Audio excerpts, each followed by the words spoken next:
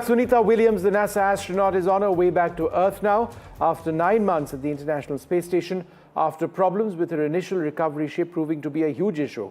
Her ride back is a SpaceX Dragon ship. She splashes down in what the US now calls the Gulf of America at 3:30 a.m.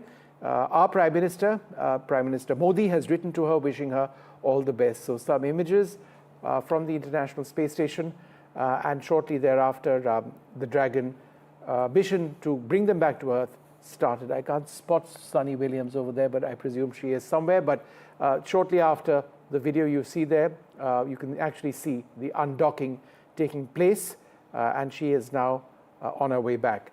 Pallav Vaglab, our science editor, joins us now. You know, Pallav, the International Space Station is in low Earth orbit. Why does it take so much time to actually make the journey back to Earth? It started at, I was watching, I think, at a little after 9 a.m. this morning, and it's going to be 3:30 a.m. tomorrow when she does splash down. So why does it take so much time? Not the distance as the crow flies which matters. It is the orbital mechanics of getting everything right so that the splashdown is at the correct time, at the correct place where recovery can happen.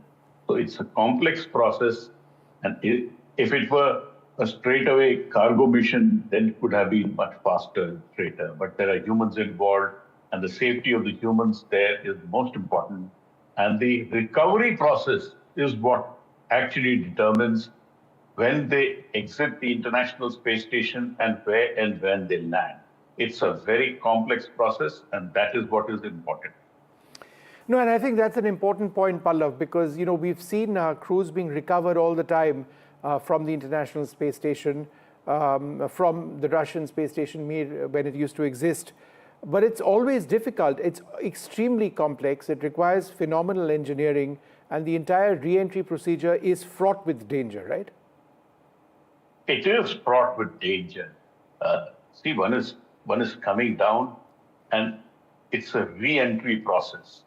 So the heat which is generated by the friction on the outer layer of the space capsule is very, very large, almost to the tune of 1500 degrees centigrade.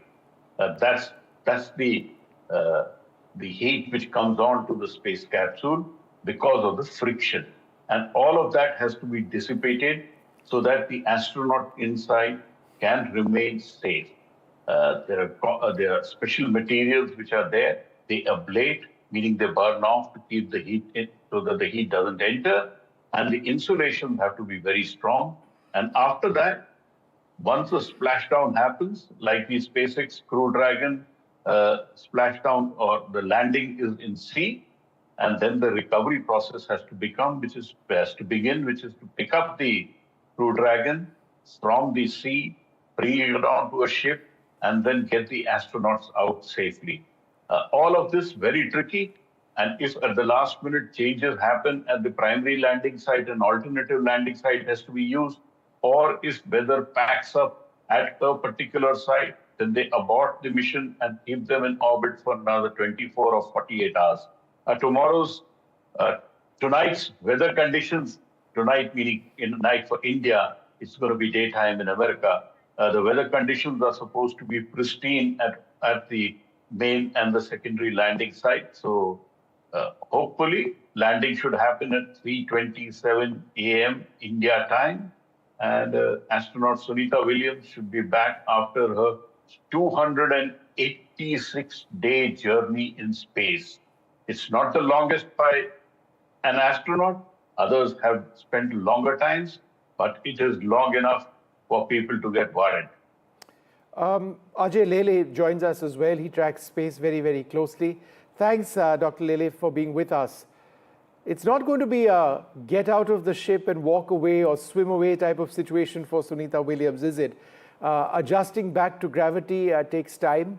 It's not easy, and physiologically there are changes. What happens to astronauts when they do return after a particularly long stint at the International Space Station? I think there are a lot of health-related challenges which they encounter. But if you look at these two astronauts, particularly Sunita Williams, she had earlier been into the space twice. She had spent around 322 days altogether in her last two missions. And now, if she has gone for the third mission, that means her health has gone back to the normal, and then only she was able to undertake this mission. So I think one should not get unduly worried that there will be a major impact on the health. But NASA has got a very well conceived program, which is a rehabilitation program, which takes place anything between say 21 days to 45 days, where they have got around three phases of under this program, and a lot amount of a testing is done.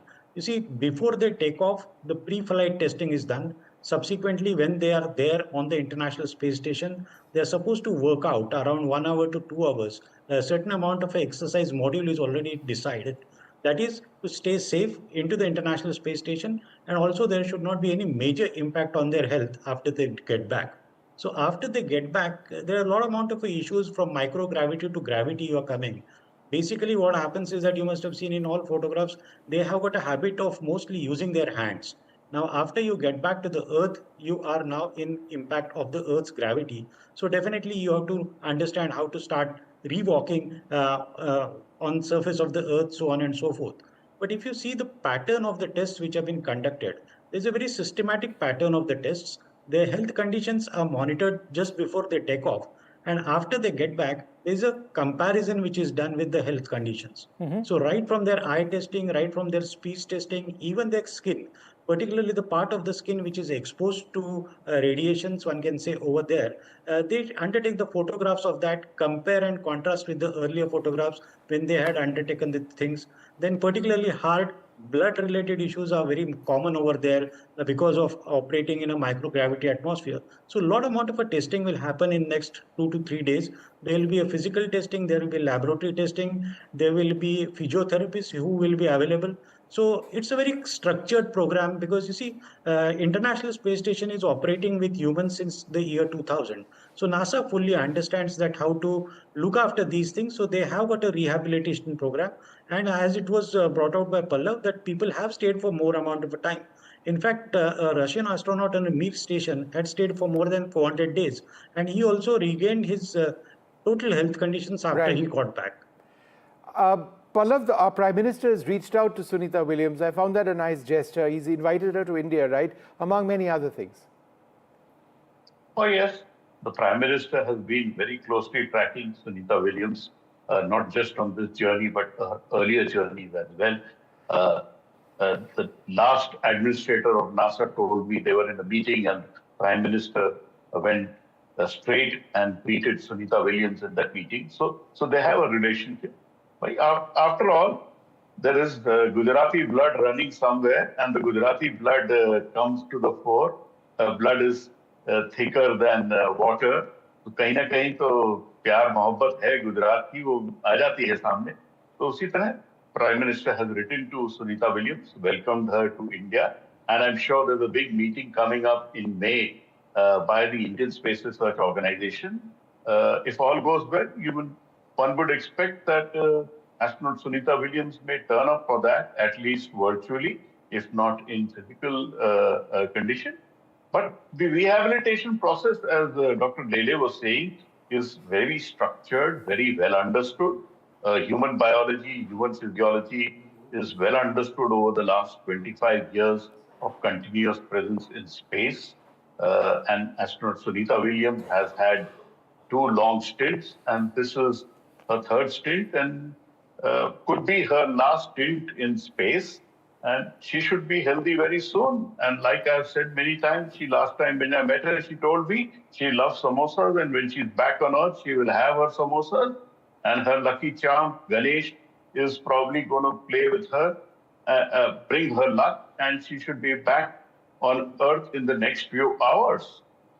Yeah, she should. That'll be a fantastic end to this very extended mission. Dr. Lele, final question to you. The Boeing Starliner was supposed to bring her back. That was deemed at that stage to be unsafe. A huge setback for Boeing in this very high stakes battle to get spaceships built. SpaceX seems to have stolen a huge march over them, right? No, definitely. If you follow the Boeing Starliner program, it all started. In fact, Sunita Williams got associated with this program way back in the year 2015. Then subsequently, a lot amount of missions were delayed. If you remember, a few incidences where she had all dressed up, sat inside the spacecraft, but subsequently the mission got cancelled and all that. So it has been very tough going. You see, at end of the day, it's a rocket science, and it's very difficult to master that science. But as far as Boeing Starliner is concerned, they got back safely. I mean, so one should accept that reality also. That yes, NASA was careful, and one has to be careful when it is a human mission. So Boeing Starliner got back safely. When they went into the space, there were certain issues of some hydrogen and helium leaks and all that. So that's okay. I think they are going to work out. But to best of my understanding, by the year 2025, they will not be able to take the flight again back to the space. So it's going to take some more time for them to again have and Sure. establish a fully operational and a human-grade rocket launcher system. Well, I'd like to thank you both very much for joining us. We're out of time completely. Remember, 3:30 a.m. is when Sunita Williams' spacecraft splashes down into what was called the Gulf of Mexico till recently. It's now called the Gulf of America. But before that, a series of very complicated maneuvers would be in place.